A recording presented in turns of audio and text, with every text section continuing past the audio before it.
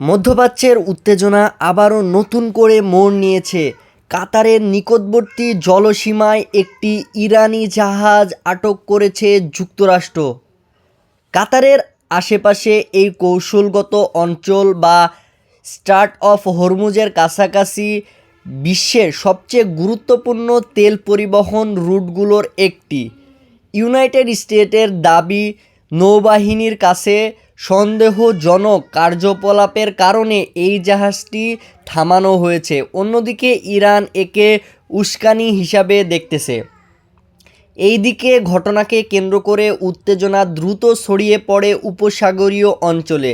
বিশ্লেষকরা বলতেছে এই ধরনের পদক্ষেপ যে কোনো সময়ে বড় সামরিক সংঘাতে রূপ নিতে পারে।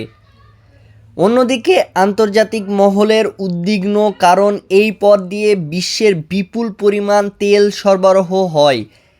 একটি ছোট সংঘাত তেলের বাজারে বড় ধাক্কা দিতে পারে। প্রশ্ন উঠেছে, এটা কি শুধু একটি সতর্কবার্তা নাকি বড় কোনো সংঘাত শুরু? সব কিছু এখন নির্ভর করবে কূটনৈতিক পদক্ষেপের ওপরে। আর বিশ্ব তাকিয়ে আছে হরমুজ প্রণালীর দিকে। ডেস্ক রিপোর্ট, আর প্রাইম টিভি, ঢাকা।